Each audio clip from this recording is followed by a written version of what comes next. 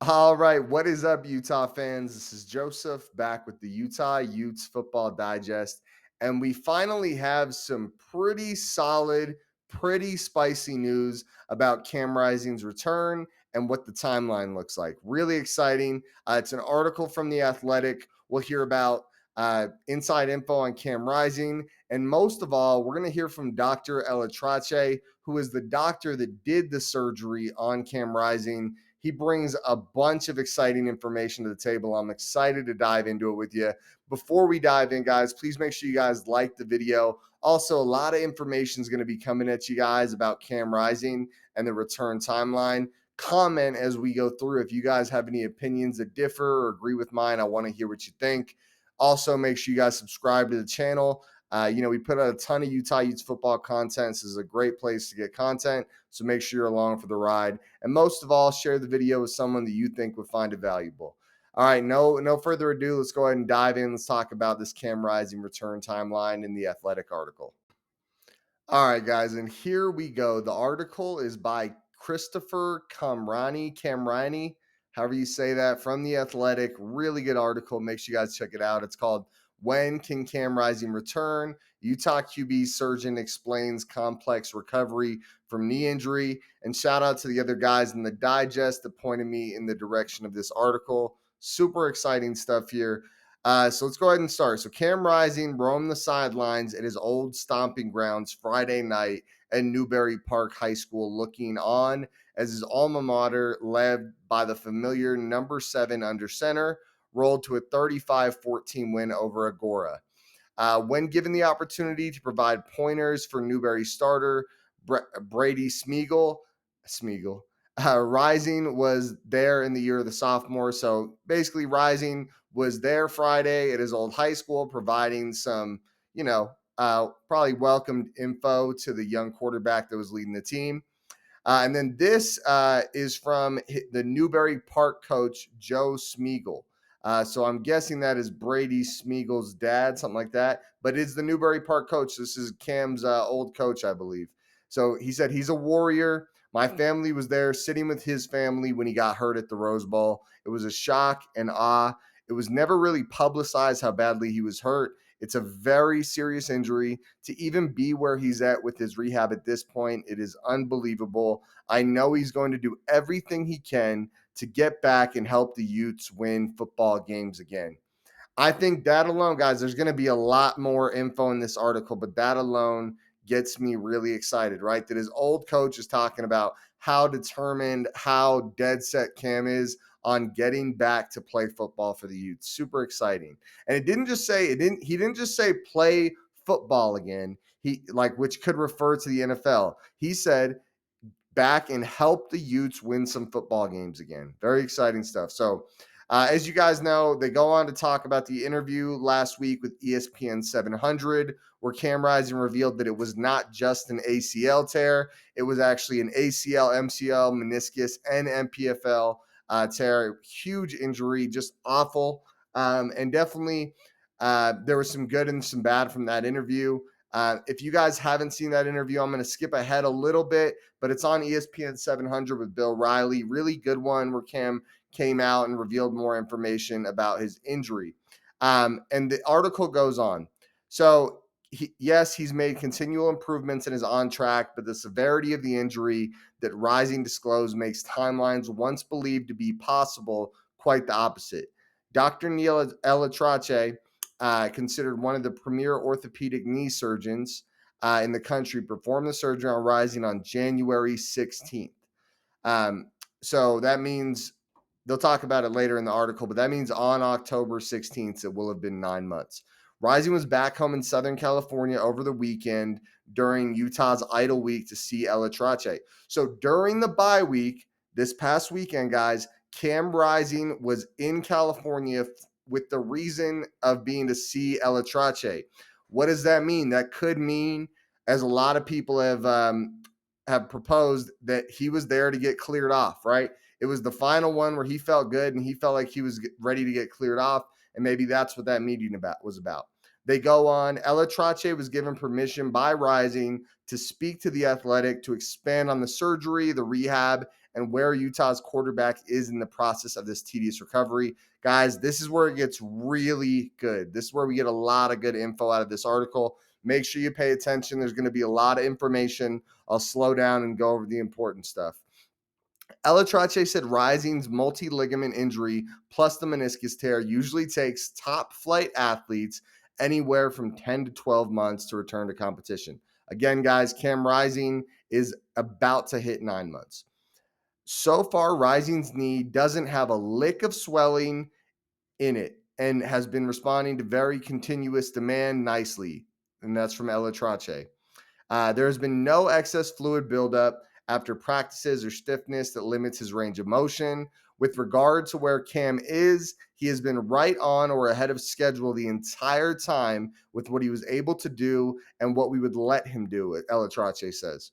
Reconstructing a knee as damaged as Rising requires patience and understanding that benchmarks are reached by different athletes at different points in time.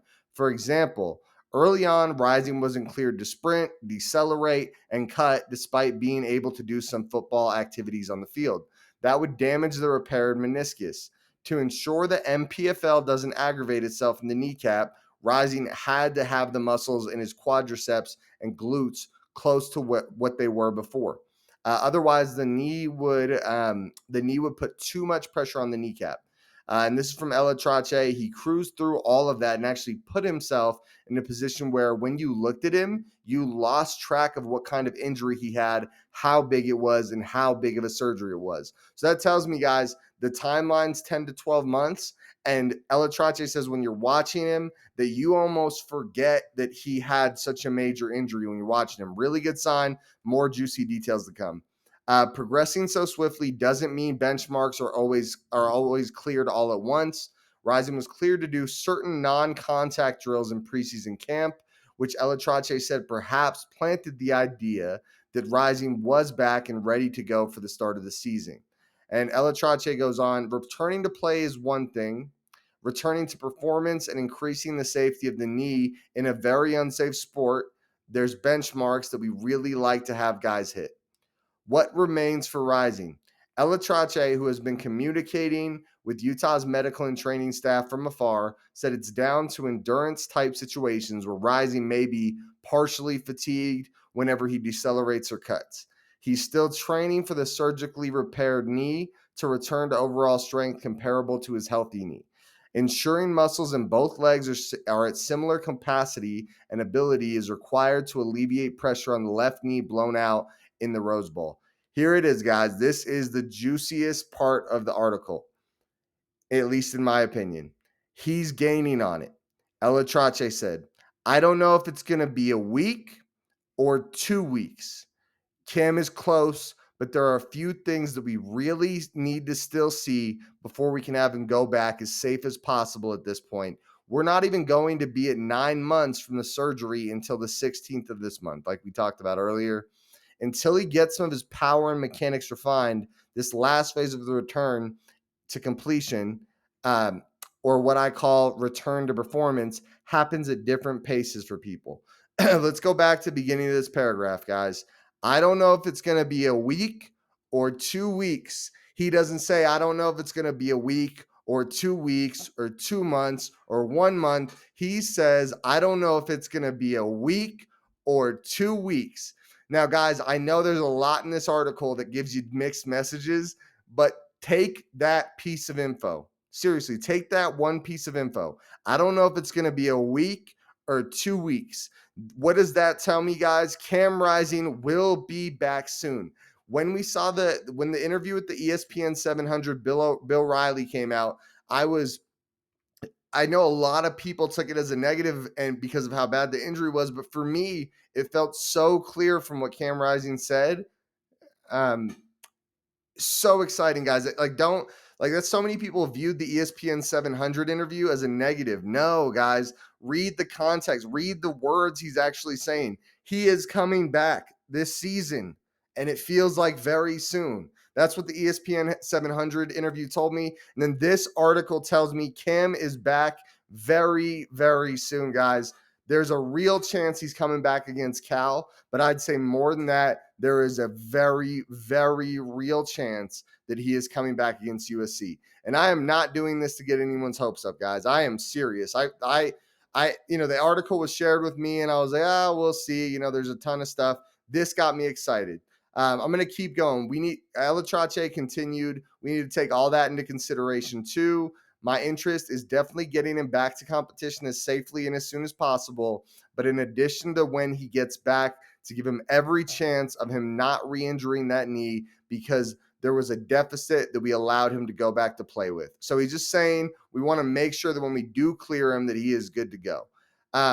When asked if in retrospect, this goes on to talk about Whittingham's comments. If you haven't seen those comments, he basically just said he's not going to say whether or not Cam's in. That wouldn't benefit them to tell people whether or not Cam's in. He did say if Cam's in, he's going to start getting most of the starting reps. We'll see what happens there. But very exciting, guys. Cam should be back very, very soon. It feels that way. I'd say let's just do a quick look at the Utah schedule. I know we have Cal and USC coming up. Let's just take a quick look.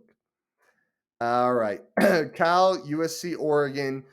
I'm going to make the statement now. As long as there's no setbacks, I think probably 80% chance after this article that Cam is back by the USC game. And I'd say feels about 50% right now. He is back by Cal. And I'd say pretty damn confident in the 90% range. He is back by Oregon. This is really exciting, guys. We want him back as soon as possible because we all know what this team is with and without Cam. Okay. I think we beat Cal with or without Cam. USC, it's going to be a tougher game. We need a real quarterback. Even if their defense sucks, we're not going to put up a ton of points without a quarterback, right? No team's that bad where you can just score points at will without a quarterback. So super exciting though, guys. I think if you guys were down a little about the Cam Rising situation, I hope this brings your hopes up a little and gets you a little excited. I know it got me pretty happy after all that. I was pretty excited to see it. So before we get out of here, guys, please make sure you like the video. And if you stayed this long, I'd love for you to comment down below and give me your opinion on what's going on and when Cam comes back. Also, subscribe to the channel if you haven't already. We put out a ton of Utah Utes football content. This is an awesome place to be if you love Utah football. And share the video with someone, guys. Share the video with a friend or someone that you think would find it valuable. Let's hope Cam is back against Cal, but definitely let's hope he's back against USC. I'm out of here. Go Utes.